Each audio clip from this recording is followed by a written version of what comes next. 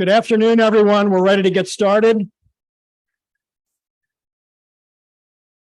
I want to thank everyone for being here today, especially our 54 students and advisors who are with us today.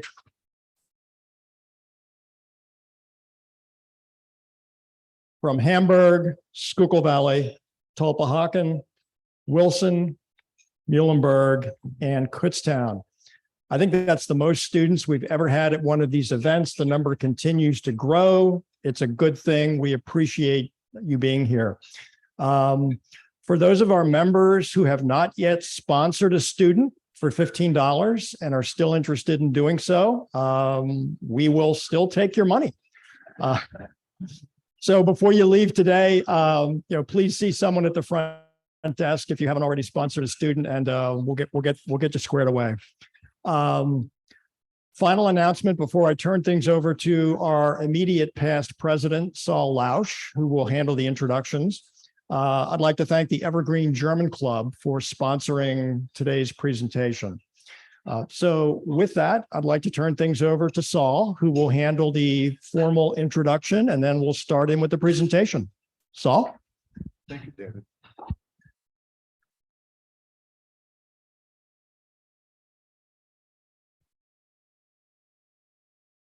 Mike's not going to be unhappy with me. So. No, I can't do that. All right. Well, I'd like to say also what David has just said. So very, very nice to see so many folks here. I think we have roughly 100 people here in the audience, of which half or so, a little bit more, are students and chaperones from the different schools that he talked about. May I just say also our speaker, James, who I'll be introducing tomorrow, is going to spend the entire day at Schuylkill Valley High School. He'll be speaking with 5 different classes and groups tomorrow, and then in the afternoon at the middle school. So easily another 100 kids who will have the benefit of what's being shared today. That's just great. And James, incidentally, our speaker, will be heading to law school this fall, and he's working presently with Stevens and Lee. But when he's off from work today and tomorrow, he's off on his own. So he's giving 2 days without any pay to be part of things here. So thank you for that, James. We're indeed delighted to have 2 persons here to present to us today on the topic, the significance of German-American relations, a personal perspective, a personal experience. With us in person is James Garrett. And he was a graduate of Penn State University this past May with a Bachelor of Arts degree in political science and a minor in history. James plans to attend law school this fall, and presently, as I've said, he's working at the law firm of Stevens and Lee, doing some work for them there. James is no stranger to us. He presented to us virtually this past May, sharing his perspective on Qatar. In 2021, James spent 2 weeks there on a study program sponsored by Qatar under the aegis of the World Affairs Council of America. Tabea Kuhlmann is a 3rd semester student of the Faculty of Law at Ludwig Maximilian University in Munich, Germany. And she is co-presenting with James. She's presenting virtually. She formerly was the chair of the Youth Parliament of Friedrichshafen for 2 years and a founding member of the District Youth Council of Lake Constance. She is a current participant in the Philip C. Jessup International Law Moot Court competition for 2023. James and Tabea each participated in the Ambassadors and Sneakers program this past June and August, sponsored by the German American Institute of Tübingen. The program brought 12 German and 12 American students together, first for 2 weeks in Germany in June, and then for 2 weeks in America, here in Berks County, then also in Washington, D.C., for sets of intercultural interactions and engagements with a particular focus on government. I'd like to acknowledge the 2 people who served as chaperones for this trip that we've just mentioned, the Ambassadors and Seekers program. And if I get my notes straight here, Natalie Bartosh and Tom Rentschler, and I love these details. Tom is an attorney, but formerly that, in his life, he was a social studies teacher and chair of the department at Schuylkill Valley. They are husband and wife, and they were the chaperones for the Ambassadors and Sneakers program this past year. And they're here with us today. Natalie and Tom, where are you seated? Right over here. And we thank you for doing that. It was a lot of giving on their part just to do this on their own. I'd like to also acknowledge a young man who participated in the program. He is now a sophomore at Messiah College, but he's a graduate of Wilson High School, Edward Mendez, who is here. And certainly possible that these three people might be able to join in answering any questions when we get to that point. I'd like to also acknowledge and recognize, not here, Felix Weidman, who is the person who coordinates the Ambassadors and Sneakers program that I've just mentioned. So, as I say, tomorrow, Janesville, Schuylkill Valley, that's a wonderful experience to be had there. So we're glad everyone is here, and without any further remarks from this point, I'd like to introduce James to come and open our program.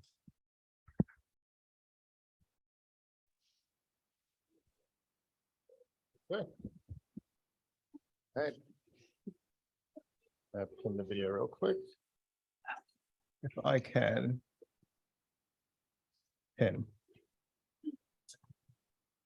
All right. You're now pinned. Good morning, or I guess good afternoon now. Thank you all for coming. I would like to thank Solomon Lausch especially for helping to organize this whole thing, and I would like to give an extreme thanks to Mike Sutton for the amount of technological work he's done to put all this. All right, right about there. Yeah, thank you for hosting me. I'm happy to be here again. As Solomon said, my name is James Garrett. Thank you, Mike. And with me is Tabea Kuhlmann, if she wants to introduce herself a tiny bit. Hi, I'm happy to be here. I'm Tabea. It's 6 o'clock in the afternoon right now in Germany. And so for me, it's actually good afternoon. I'm very, very happy that the WAC is giving us this platform to speak about our experiences and share some of these with you today. And yeah, let's get started. Good. Yeah, we just have a few topics we're going to cover today. We're going to speak about what the Deutsches Amerikanisches Institute is, the people that organize the Ambassadors and Sneakers and program. We'll talk, of course, a bit about Ambassadors and Sneakers itself. The experiences as part of that and the implications that we learned from the program. I guess we can go right into it. With the introduction of the Deutsches Amerikanisches Institute, or the German American Institute. It is the program that was mostly behind organizing the Ambassadors and Sneakers. And it is a organization which is set up for connecting German and American relations on a specific level. It was established in Heidelberg in 1946, right after the war, mostly as a means to just educate the German locals on what the American culture was and how they can get along. Because of course, at that point, especially with the war propaganda and just not being particularly connected with America from before then, the average understanding of America in Germany was not the best. And so the German American Institute really strove to form that connection, to make some sort of recognizable similarity between the two cultures, sort of create a bridge. And that is where we get the Ambassadors and Sneakers program. It is born out of that idea of trying to connect the German and American cultures. Ambassadors and Sneakers was started some years ago with the specific intent of giving high school age students a chance to interact very much in the culture with another group of equally high school age or college age students on the German side. So I'll let Tabea explain a little bit more about what AIS specifically offer. Thanks, James. So yeah, I'm going to talk a bit about ambassadors and sneakers. When I was first introduced to this program, my dad called me and was like, they're called this dude, you know, you applied there, ambassadors and sneakers, sounds a bit sketchy. What is this? You want to participate in that? And I said, yes, of course, I do. And for me, it was always about this great opportunity to go and meet actual Americans and talk to them about human rights and political topics. So Ambassadors and Sneakers started in 2017. It was launched from Tübingen, from the German American Institute there by Felix Weinmann, I'm sorry. And it was supposed to be this very high profile exchange between high school kids who usually don't get to have this experience. So they were specifically looking for people who are involved in the community. On the German side, it was specifically with sort of student councils who got involved in the community and wanted to do some politics there. And it was really about bringing young kids, young leaders together who already had experience in social engaging, and to have a lot of networking and a lot of exchange of ideas. And so they got a lot of great sponsors also on that program. For example, the German government, or also the US Embassy, that helped us a great deal there. Thank you. And so yeah, it was really about this idea of having young leaders as multipliers in what they learned there, and then sharing these ideas in their own communities. And we had a lot of great talks together. We also had tons of workshops and tons of presentations that we really enjoyed, and that me personally really inspired. And I can't remember all of them, but I hope James has got a list of some highlights what we did. Sure. The main sort of experience of the Ambassadors and Sneakers program was in that high profile meeting of different organizations, right? We as high school and college age students might not necessarily have had the connections to certain larger organizations, or more realistically might have not known that they existed had we not, had this sort of interaction with them on a very much first person sort of lecture basis. And so the Ambassador and Sneakers program was very, very valuable for just getting to get out there and to see what programs there are and what people have done for all sorts of important issues, a number of different human rights issues that we discussed. And moreover, from that, just from the interaction in the Ambassadors and Sneakers program itself, putting a bunch of high school students and college age students from two totally different cultures together, there's a big divide there, and there's a lot that needs to be overcome. And there was a lot of personal learning that had to be done in order to actually work on an intercultural basis. And I think that will lead us into the more experiential sort of topics that we sort of ran into. For example, political divides is obviously a very clear difference on the American and German perspective. The American and German political systems, although they both fundamentally have the same democratic, modern liberal ideas of the democracy that has been introduced in most of Europe after the Second World War, there's still divides on the specifics of how that democracy should be run and what the demands of it should be, what the expectations are. And of course, in between the American and the German perspective, there was divides over the political understanding of things.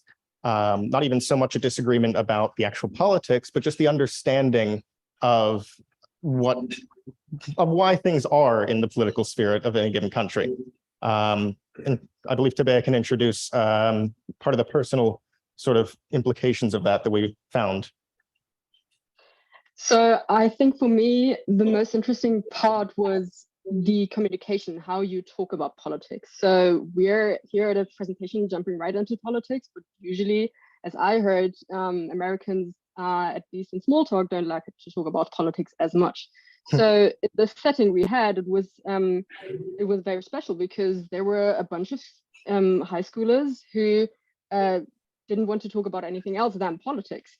And it was a very interesting experience there to see that on the American side, people were using a very non-conflictive communication style, whereas the Germans would be really straight up and ask you a question in a very direct way, right? And I think this made it at the start of things a bit difficult to communicate. On my side, it was always the urge to ask, yeah, but what is your actual opinion? Not just evaluating in a general sense on things. I know that, but what is your actual decisive opinion on that? And but I must say this evolved over time, and we really got to know each other better, and also in certain settings like eating at lunch, for example, you could really have a better conversation than just going straight up to somebody and asking them. And also, it for me, it really crystallized that although it may have seemed at the beginning that there were a lot of differences, at most points we agreed. And this was very inspiring for me to see, although, of course, we had differences in values, differences in what topics that are hard touched. For example, the German kids were very much about climate change. It was really, really important for them that coal needed to stay in the ground, and we needed to do something about this, no fossil fuels anymore. And this was not a topic that Americans were as excited about as the German side. But when it came to schools, for example, it was really all about the school system and how unfair it was and how much more integration there should be done there. And so I was glad that at the end, we all became more open, and it sort of helped to bridge these stereotypes that we had at the beginning. And we also talked a great deal about that. So the question comes to mind, stereotypes, are they there for a reason? Sure. Yeah. Even just beyond the political divides, there was, of course, divides in the very basic level interaction from a cultural background.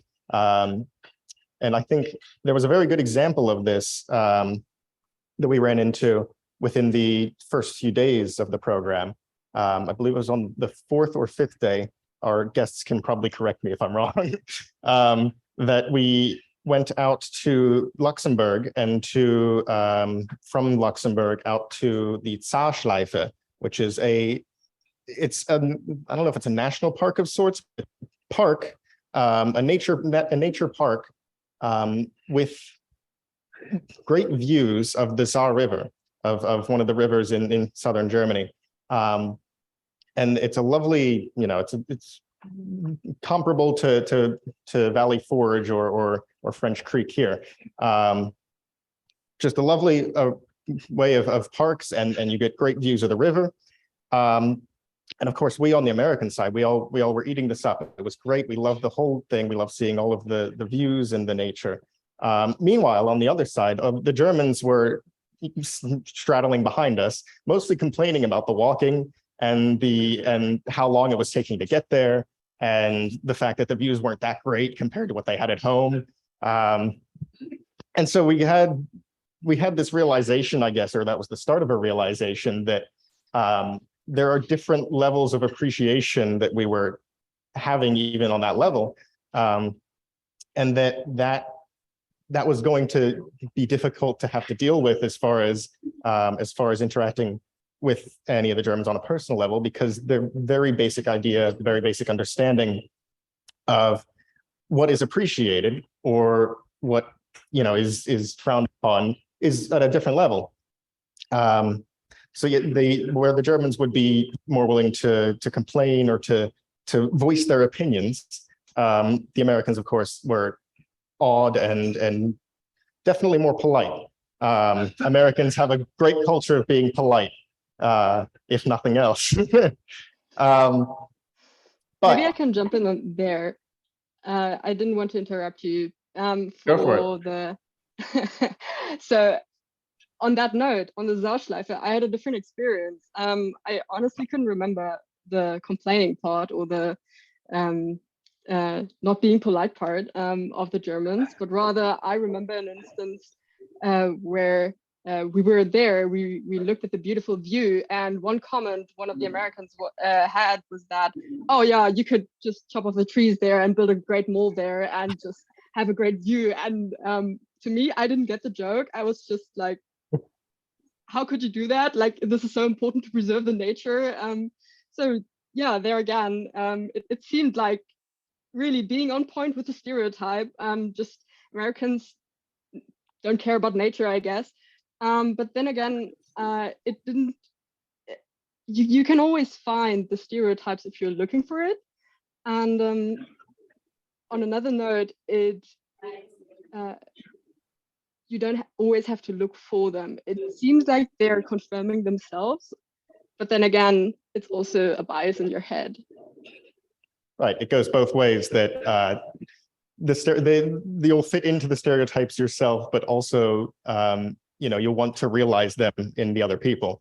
So you will be more biased to notice rather than but yes, one of the comments was, hey, let's build a strip mall in the forest, and it gets at the heart of even the difference in understanding of humor, right? Because of course the German population was upset at that comment, not realizing that it was it's just a joke of what American infrastructure is.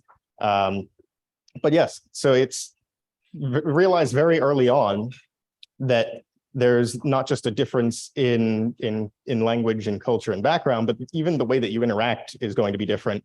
And even the way you have to talk to people, you have to recognize, you have to be a little bit careful and recognize what the implications of what you may be doing in your interactions, so that you're not accidentally insulting people or accidentally whatever.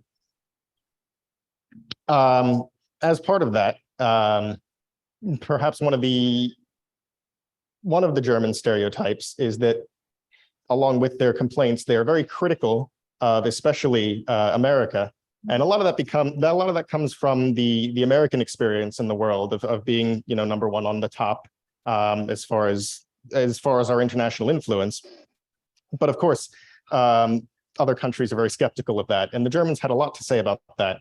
And if you'd like to speak a bit on that. So yeah, I've got a term for that. It's anti-American skepticism, probably, that describes it best. And this comes from a very personal experience also, because for me, it was growing up, going to school, having English class and listening to songs and to speeches and hearing about how great the Americans called themselves. And for me, this created, as a German, taking things literally, this created this image in my head that, oh yeah, Americans must be really proud of their country, and it must be really great to go there. And then again, I come from a very history-loaded country, right? In 100 years ago, there was rise of Nazism, and to this day, we are very conscious of our history. And then comparing it to, and this then translates into, I'm not really proud of my country. I'm more set back. I criticize a lot. It's not just that, Germans criticize other people. It's more that they're very critical in, common sense, and will happily criticize their own government if they have the chance to. And then on the other hand, I see the US, and the US also having a history of a lot of wars, a lot of violence, a lot of injustice that they brought about the world. I won't mention all the advancement that has come to the world because of America, because right here I'm talking about a mindset, this anti-Americanist mindset, and where this comes from, right? So I'm acknowledging that, but I'm not talking about it right now. So then I take this image of America has created in my head, and I see very proud people who, to me, don't seem to acknowledge their history, or don't seem to acknowledge that in their country not everything's great, right? So this is really a different understanding of the word great or the word awesome or amazing or whatever. And then it's just that, oh, you want to pinpoint, you want to, point a finger there and be like, oh no, this is actually not that great, what about the train system? It's not working. Or what about your climate balance? Or name any given topic where Europeans think they're more advanced, right? Especially with a social security network and healthcare and all sorts of these topics. And so to me, it was really a realization when I came to the US that, all right, I can't just imperialize my own understanding of how the world should be onto the American thinking, onto the American country, onto the US, because there's a different history. There's a different mindset. There are different values.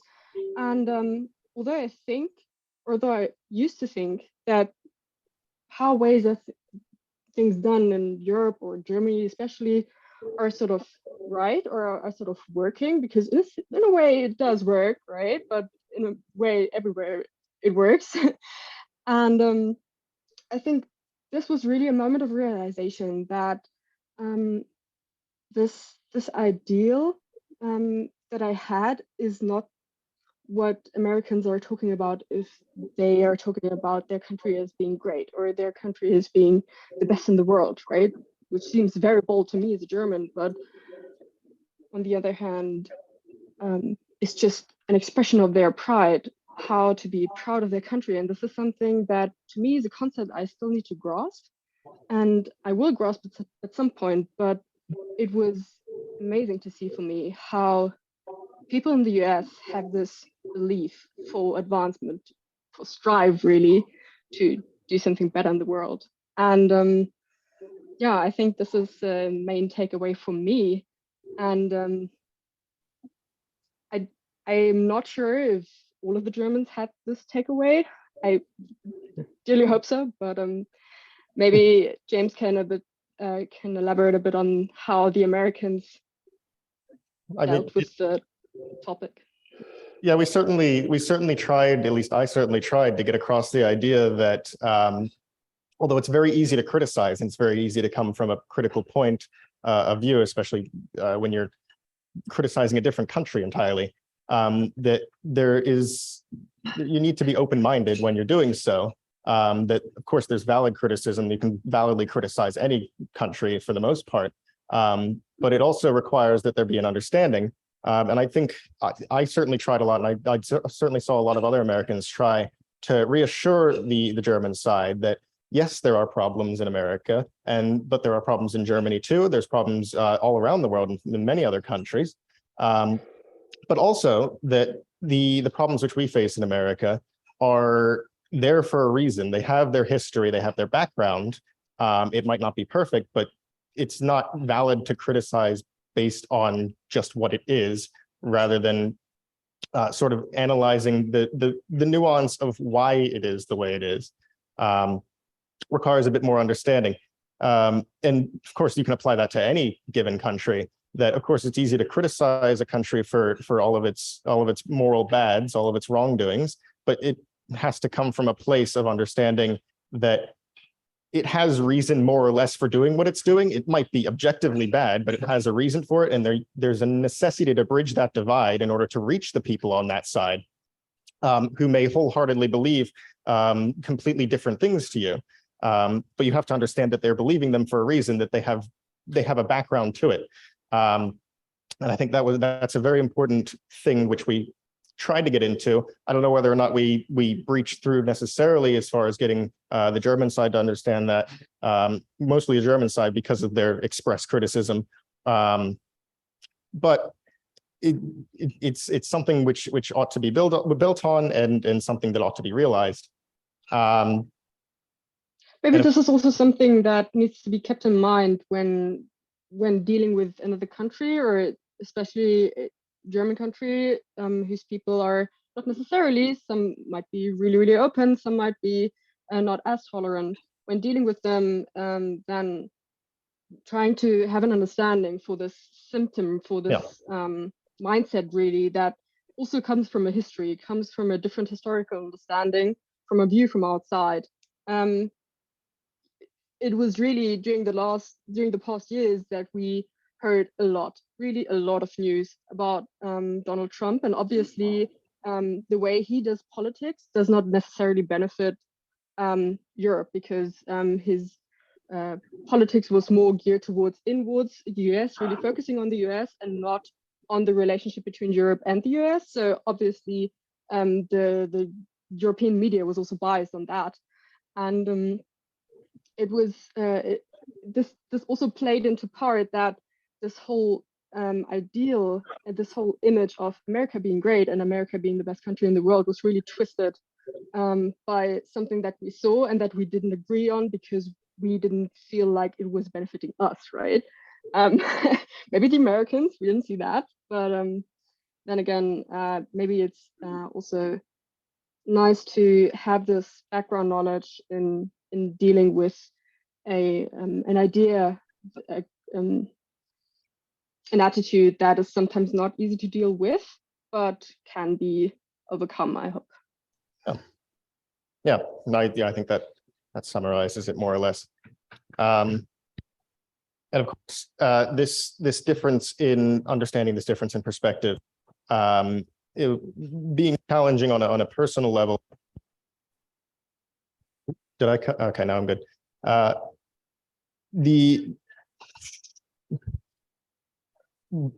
We of course needed to widen our understanding. We needed to recognize what the discussable window was for our topics, and we needed to try to work with that. But of course, it was difficult, being that even on the American side, many of the people came from relatively diverse backgrounds on the American side. Of course, there were a lot of Pennsylvanians, just like rural Pennsylvanians, but there were significant other people from totally different backgrounds and totally different perspectives, and even they, of course, had a different understanding, and there was a need to bridge that gap on all levels, I reckon. Yeah. So especially on a personal level, it was really that a lot of the German group was really more on the left side, which is natural for most of young people in Germany. But it was really more left than an American left would understand themselves. So there we had to sort of find out, okay, what stance do we have on things, and what concepts do we agree on, and which concepts actually we don't agree on. And this was something that I really longed for in our discussions, that we had an open discussion. And sometimes it seemed that certain topics were not discussed, or certain ideas were not questioned, or were not dared to question. And I thought, and this made people sort of sit back and not voice their opinion openly. And for me, there was something I found really sad, because it also was kind of a mirror of maybe society. And I try to personally nudge people to really tell their honest opinion on things, not in the big group, but in smaller groups. And I sometimes I managed to do that, and it felt like some topics were really missed out of this on the discussion. And maybe this is something we all need to be aware of, right? Democracy dies in darkness, sort of. If we don't talk about things, if we don't fight for things, fight about things, fight about ideas and concepts, then I think this is really dangerous. And even though we might not agree on things, yeah, let's fight. Let's discuss about things and have different opinions, but we need to voice them and be brave enough to voice them. Yeah, and this came up relatively early on, even in the first week of the academy. within one of with the first lectures, after having gone through the lecture,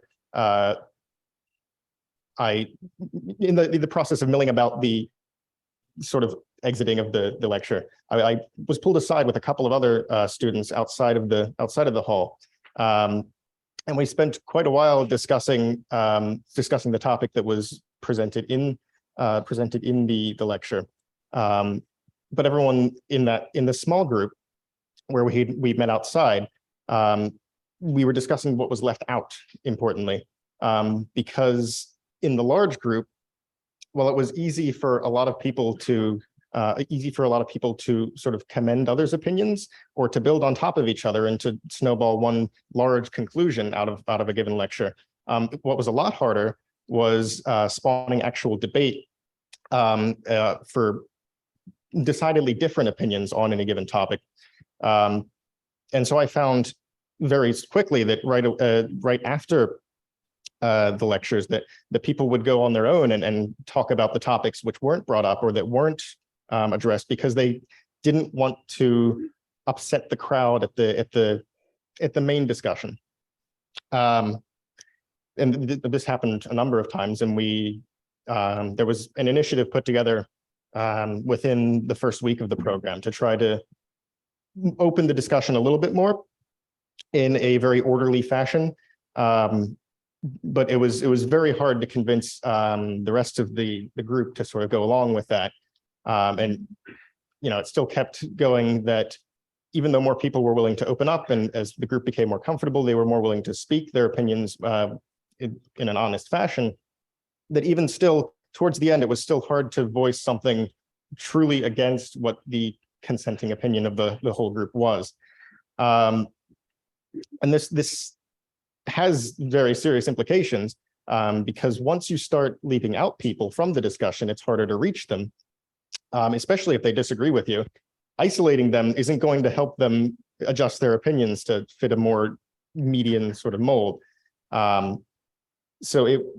While we definitely encouraged trying to get more discussion and more counterpoints into the discussions, it was a difficult process. But again, something which ought to be noted and something which should be remembered and built on for especially interacting with people of extremely different backgrounds, because they will, in a lot of cases, have very different opinions, which ought to be expressed and which ought to be brought to fore so that they can be properly processed and properly met, right? Yeah, and I think while painting a really dark picture here right now, it wasn't always like that. I really had very enriching discussions with people who had very different opinions. And I think that was something that really broadened my horizon there, and is also something to really look out for if you're in a group that is that diverse, to really get all of the opinions, all of the different experience as much as you can in. And I really want to rejoin Ambassadors and Sneakers just to have this experience once again. And I think this is something that not just in a setting like Ambassadors and Sneakers, but more generally in US-German relationships is something that needs to be fostered, and that every one of us is responsible for on their own, to broaden their horizon, to get to know other people, other different opinions, and not be in their own echo chamber, their own bubble. And I think we also talked about the political implications of US-German relations. And right now, I'm in my second year of studying, and I've talked a lot about public international law. And right now, I see the Ukrainian war in Europe, and this is something I've been engaged with, professionally in a legal perspective, but now I see it live. Now I see that actually the German army would be helpless without the American umbrella, really, without NATO, without any nuclear missiles on our territory. And I think this is something we need to really rethink, that although we might have our differences, we are still dependent on each other, and in the near future, we won't be able to change that. And also, I do not want to. And this is why I think, not just on a political level, but also on a personal level, if the American people and German or European people in general are more interconnected and more understanding of each other, then we can achieve a great more lot than we are achieving right now, I believe. I was buffering there. Hello? Right. Okay. Yeah, it buffered there for a minute. I think you're good now. Okay. Okay, what did you hear? All of it, I think. I think we got the audio to come through, but the video slowed down a bit, so it should be okay now. All All right. Yeah, I would also like to point out it was not a wholly negative experience. It's easier to offer criticism than it is to praise.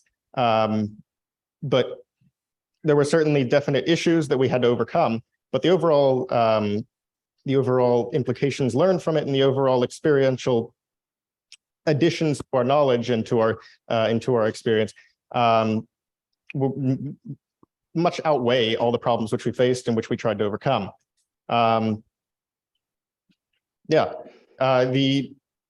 This is obviously very much a small sort of interaction on an international scale, but it does have the same implications that we would see on a larger political diplomatic scale, that even what we experience at our very small level as far as misunderstandings in culture and undue criticisms and having to widen the realm of discussion.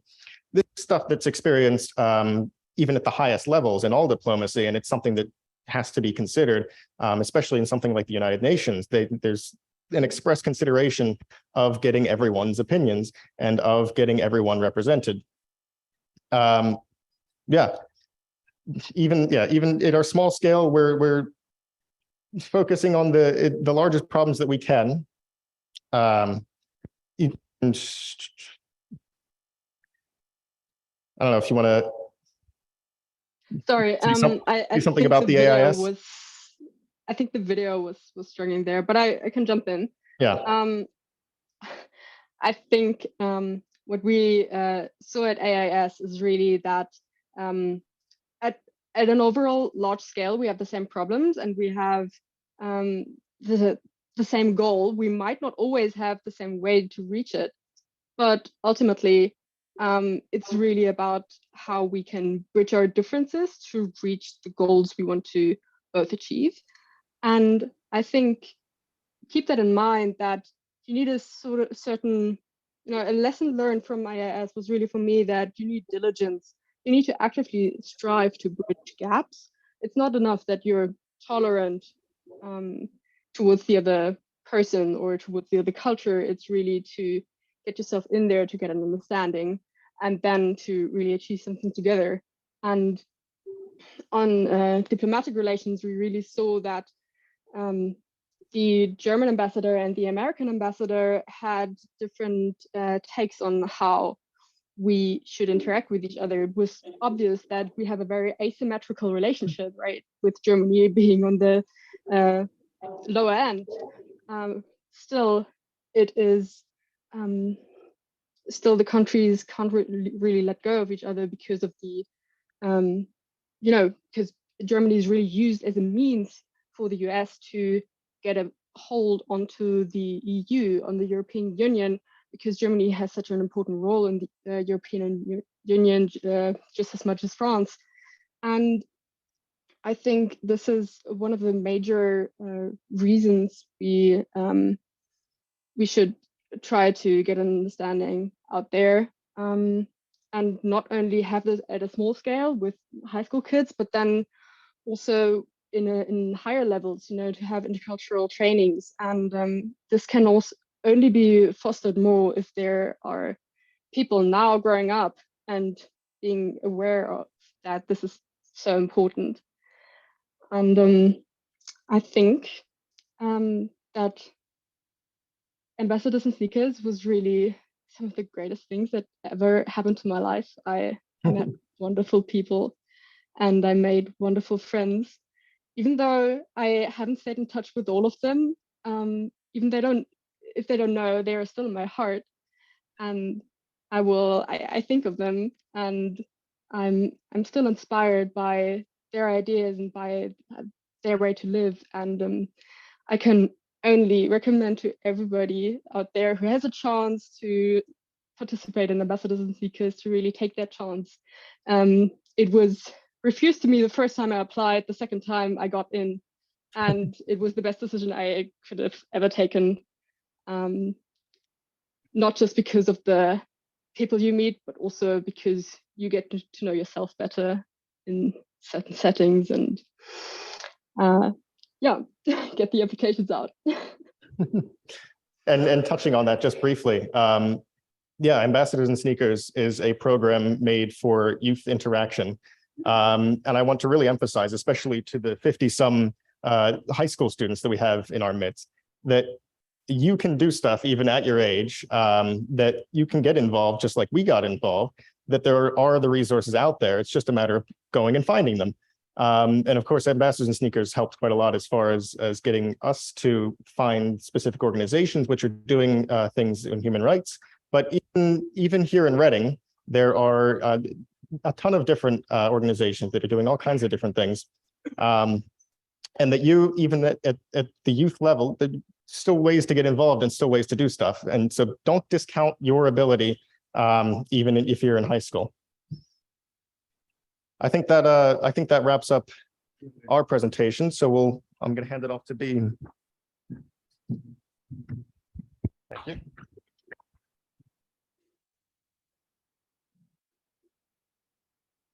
Stay here.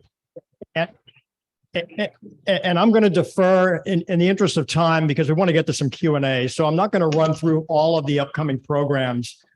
Please check our website, check it often. We now have almost a full slate of programs scheduled through the end of May. I will point out that you'll see nothing on the calendar yet for March, but we do have an International Women's Day speaker lined up. Our local representative, Johanni Cepeda Freilitz, has agreed to be our presenter. She does not yet know her legislative schedule for March, so that's what's holding up actually getting something on the website for that presentation. But we should have that for you shortly. The other thing to note is that if you go on the website, you'll see 2 programs listed for April, both for April the 12th. The second of those presentations by Ambassador Ray is actually scheduled for May. That's May the 17th. We will correct that on our website. So with that, I'd like to turn things over to Mike Sutton, who will handle our Q&A. Mike? Which of the February lectures is actually here? The one on the 8th is here. You go on the website, it should tell you which program is purple and which one is here left. All right, I think my mic is the one causing the trouble, so I'll try and stay on top of it. Because of the way we've got things set up, you may address your questions directly to either of our speakers. What you may not do is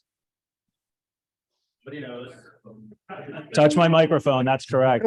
I will bring it to you. You will be tempted to grab it. Resist that temptation because I'm not letting go. Who's got a question on this side? Here we go. Just real quickly, I had 2 questions here from our group. This is as Schuylkill Valley, by the way, it represents Schuylkill Valley.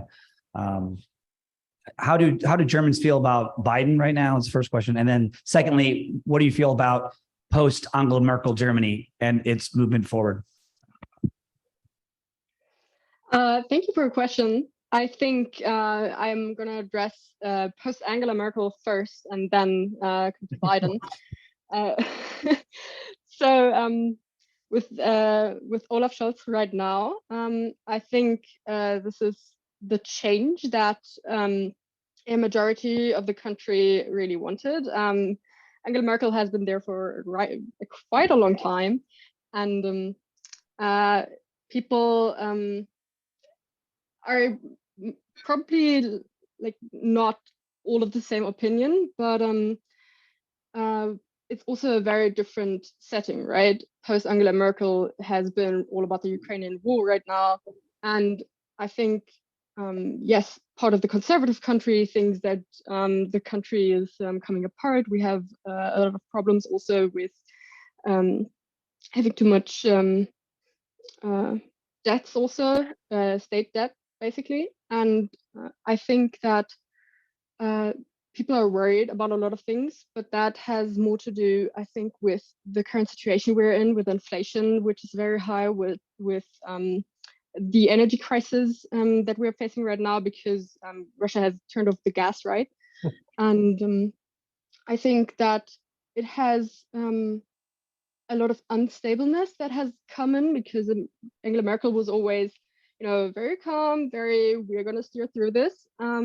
And right now, I think Olaf Scholz tries to keep it that way a bit, but I think people are not as trusting towards Angela Merkel, while at the same time really hoping for change, for better policies towards family policies and also climate policies. So yeah, it's different opinions there.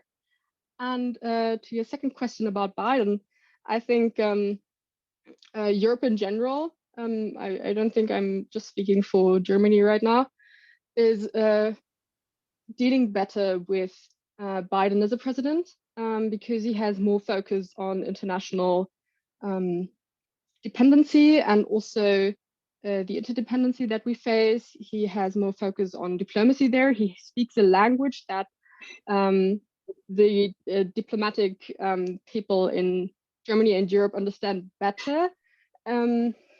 Not that harsh, maybe, not that outstated, maybe, as the Trump administration did sometimes. And I think they're dealing better with Biden, although I think Europe and Germany is afraid that the Democrats are going to lose during the next elections, because this would mean, obviously, that probably they're going to be higher tariffs on trade, and maybe not as much cooperation, that's the word I'm looking for, not as much cooperation between the countries. And obviously that is something that is economically and also politically right now in the situation, also with NATO, very bad for us, because we are really dependent on the US, and having that affirmation that the US is still backing Europe up is really something that has let people calm down after the tumultuous years of the Trump administration having that in question, really. And now from the other side of the room, a question from one of our students. Hello, my name is Sam. I'm from Muhlenberg. I was wondering, well, I know that in America, a problem is that teens just don't care as much about politics, and some aren't even registering to vote. Is that a similar problem in Germany? So I think there has been a wave of politicization, really, of people becoming more interested in politics.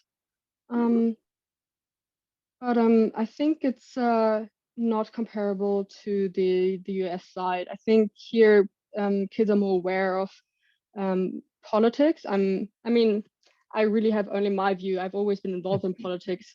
I can't really speak for all of the youth in Germany, really. But we do see that there's quite a lot of interest. And also, I think that comes into play that here you can vote from the age of 16. I'm not sure if that is the case for the US. You can't vote in all elections from the age of 16, but in some. And this is, I think, a factor that plays into young people being more politicized than maybe in the US. And just to add to that, the German government has specific youth councils, which many of our participants were part of, that are designed to directly incorporate certain parts of the young population into the government, into the local government, to give them a bit of say, give them a sense of government workings from a youth perspective. Oh yeah, that's right. So I was part of one of these youth councils, and you really get to get a say in politics. So maybe I'm not sure if that is a model that could be adopted in the US. I don't think I've heard of it in the US yet, but maybe this is something that could be an idea. Now back here in the opposite corner again, another student question. Hi, I'm Brooke from Schuylkill Valley, and I was wondering how closely do Germans pay attention, like Germany or Europe as a whole, pay attention to American politics? Because I know America doesn't focus so much on foreign country politics. Thanks, Brooke. I think it is very important for us what happens in the US. We constantly get news about US politics, really, and we know about the Inflation Reduction Act. We know about the Biden documents, right? We know about the Trump documents, and yeah, it's really sort of part of our daily news if something happens, of course. But I must say, not so much on the local level. Sometimes when a big law is passed in Texas or in Georgia, for example, then maybe yes, we will hear about the different states. But usually we only hear about what happens on a government level, really. And so this also twists the view of America, really, because we see the US as a whole and can't really get a grasp on, okay, what's actually happening at the local level. So yes, we do hear about a lot about the US, but then again, also just a very narrow window. And sticking with our cluster of questions over in this corner, another student question. Hi, I wanted to ask you for like journey abroad and that kind of thing. How many different universities in Germany are kind of active in ambassadors and sneakers? Does it also spread to like places like Austria? For ambassadors and sneakers, it covers all of Germany. And so we had participants from as far north as Kiel on the North Sea and as far south as Konstanz, where Tabea is from. So we covered the whole country. We covered all of Germany, and in doing so, covered a lot of the different universities there. And I think for the past couple of years that Ambassadors and Sneakers has run, it's done the same sort of idea where it covers as much as Germany as possible, and then only covers a specific part of the US. So for this year, it was Pennsylvania. For previous years, it was Alabama, and next year it's going to be California. So it tries to do all of Germany and then part of the US, specifically in Ambassadors and Sneakers. Now, Ambassadors and Sneakers isn't the only program which connects the two countries. There's a ton of other ones. And for universities specifically, there are a whole bunch of German universities that will take American students in either for a semester or for like the whole study on specific programs. Those do exist quite frequently. So there's many different ways to connect the two countries, not even just Ambassadors and Sneakers. And from WAC board member Mike McCarthy. Oh, I'm sorry, I'm not supposed to touch it. I'm Mike McCarthy from Ole Valley. I may be a little older than some of the other students. The exchange program that you guys experienced is very intense, very, very short period. Very busy. Any high school students who would be interested in a longer term exchange, suggest that you contact your local Rotary Club and ask them about their exchange program. But I have a question for you guys. For each of you, what was your biggest surprise? Your biggest surprise as far as a difference from what you thought the other folks would be, and a similarity? Difficult.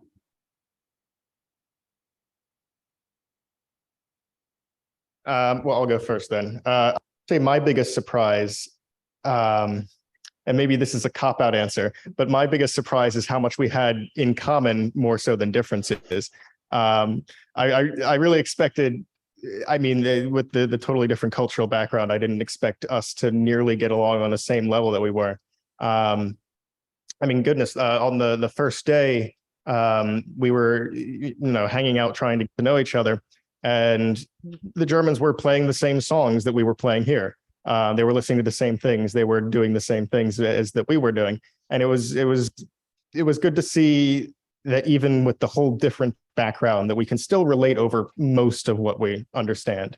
As far as the big differences, I would say the biggest difference that I noticed was just the level of experience. And a lot of this has to do with the fact that the German side of the program was a more tight sort of race to get into the program. It was very competitive to try to get into the program.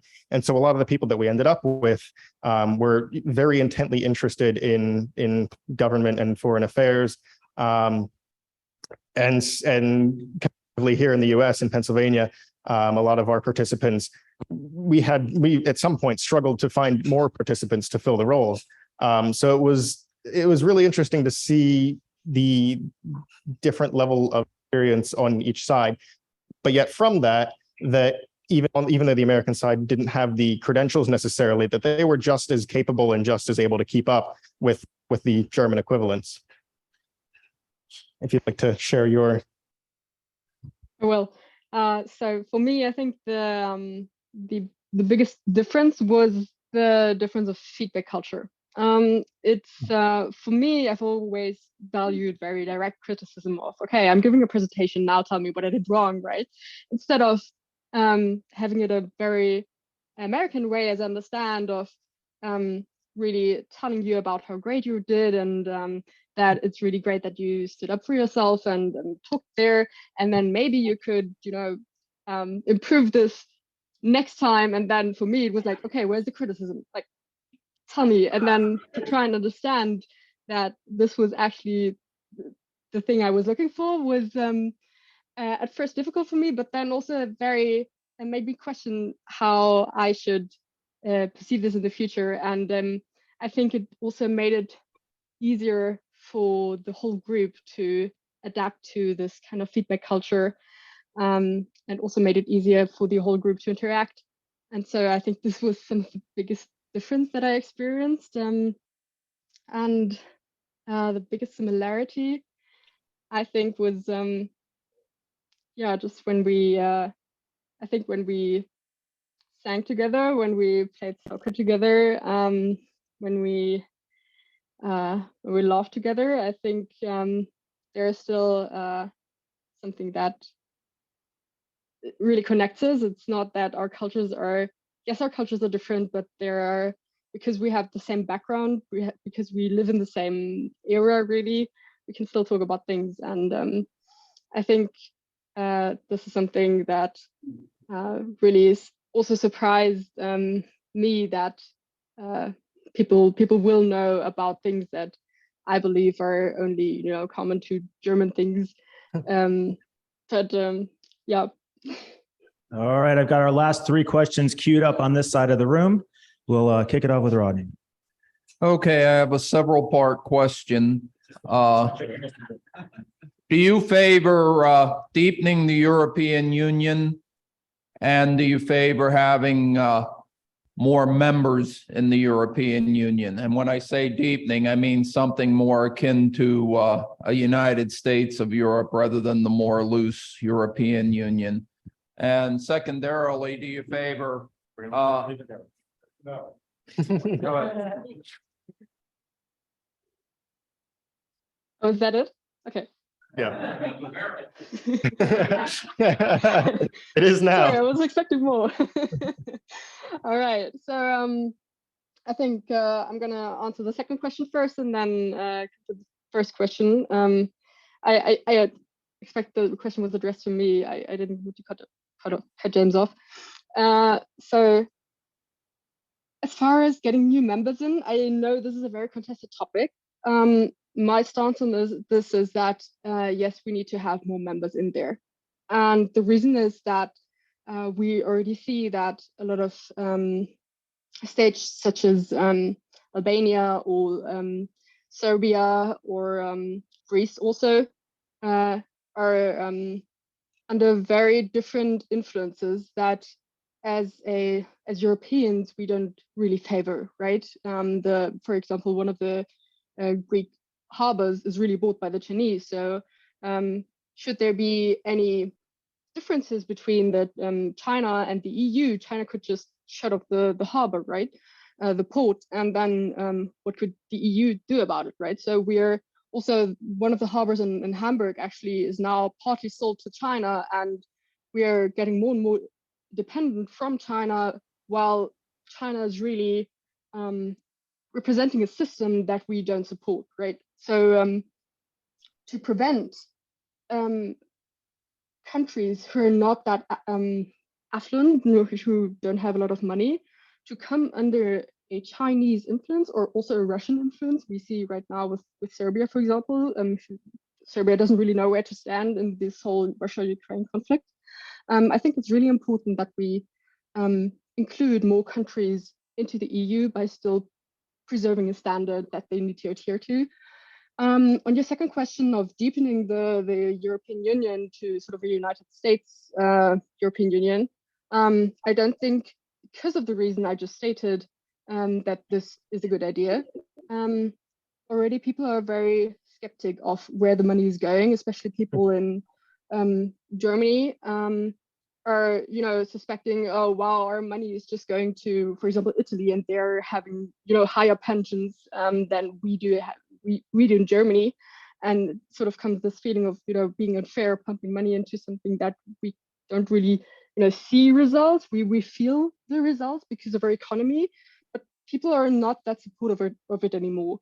And this ties into this whole discussion of, do we need a European army? Do we need more together? I think it's always good to foster cooperation on things. However, I don't think that more regulations, more laws should be done in by the European Commission, the Parliament, the European Council, exactly because people and also states can't agree on something. And right now, as you probably know, we still have the problem that states need to agree on something. Like all states need to agree on something. And if they don't, we can't do anything. Then we're just blocked. Hungary blocks something, we can't do anything. Poland does something, it's over. And this is why I think it should not have more competences that it has right now. All right, we're a little over on time. So if you have to leave, we understand. Otherwise, we've got 2 more questions. Everybody good with that? All right, here we go. One of our students. Hi, I'm Shyla and I'm from Muhlenberg. I hope this is a shorter question. Do you think Germans being more blunt and Americans being more on the polite side has affected the German-American relationship and the program that you guys have? I would say at a very basic level, probably that people are going to interact the same way in a diplomatic meeting that they're going to interact more or less anywhere else, of course, with a lot more formality. But I don't know that it's impacted necessarily the way that policy has flowed, because even if you're discussing these things in person, it might not necessarily be that the policy itself is driven in person. But still, it definitely, I would say that the difference is that the German forwardness definitely influences a few things that will happen as far as interactions. Yeah. All right, we'll get our final question from a longtime member of the organization, and then we'll have a few closing comments from our president, Carol. I'm mainly from what Tamara brought up about the disinterest or the disadvancement in the United States for climate. I'm very interested in to do something about the climate. I'm interested in what the reaction of the American students was to when you would talk about what you had in Germany that is so far ahead of us. Were they eager to know, what are you doing that we could do? Or were they just blasé? Should I or? Oh, go for it. No. You go, James. Okay. I can speak on behalf of the American experience. I think it was a mix of both. That there was definitely a lot of admiration and respect when in Germany of the different things, of the things that might be better that we could introduce here. And I think a lot of that was taken at very base value, that, hey, this thing's nice. If we could have it here, it'd be nice. But of course, it spawned a lot of discussion as well about, okay, how do we make that happen? What are the steps we need to take? It's a lot more difficult than we might realize, but hey, it's something to aim towards at least. So I do think that there was a high esteem on the most part, as far as like, for example, the recycling program in German cities, a relatively not too difficult thing to implement. Just sorting out the bottles and setting them aside and that sort of thing. That, I think, that resonated on a lot of people, and I think a lot of people appreciated that. But it's just a matter of transforming that into our living and how we can represent that ourselves in our own sort of in our own way. All right, I think that's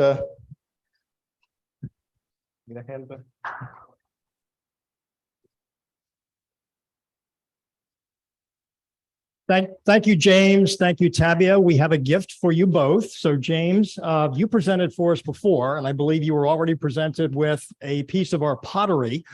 So this is a new gift for you, Tabea. I will be mailing to you. It's a piece of pottery created by a local artisan, embossed with the name World Affairs Council of Greater Reading and Berks County. So I'll get that off to you shortly. It was great having you both join us today. Thank you very much. Very informative. Great to have so many students join us as well for the presentation. Real quickly, by way of closing comments, Rodney, I checked. It's the first of the 2 February programs, the one on the 8th on Nepal, that is here. The second program is virtual. I want to thank those of our members who paid money to sponsor students today. Nevin Hollinger, Terry Sprecher, Chris Willert, Mike McCarthy, and Lynn Brown. Final announcement for today. I let everyone know last month that your board of directors was considering doing away with the hard copy newsletter. And there are reasons for that. Printing costs escalating. Our long-term editor of the newsletter, Harry Dietz, deciding to retire and figuring out how we would replace him. No volunteers have stepped forward. We would have to pay for that. And quite frankly, the cost of the newsletter has reached a point, the hard copy newsletter has reached a point where it is no longer sustainable for us to continue it. We plan on continuing the newsletter through March. That newsletter will have instructions in it with how you are going to stay connected with us. Many of you receive monthly email blasts from us through Constant Contact. If you have not signed up with Constant Contact to provide your email to us, you need to do that. Rest assured, for those of you who don't have email, we are going to find a way to stay connected with you by mailing to you on a monthly basis notices about our upcoming programs. We do intend at least once a year, maybe twice a year, to actually publish a hard copy newsletter that we will send to everyone. But pay attention to the newsletter, especially in March, which will be our last. We will have detailed instructions in there about how to stay connected with us. As always, we appreciate your support. Thank you for joining us today. Have a wonderful day, and that concludes the program. Thank you.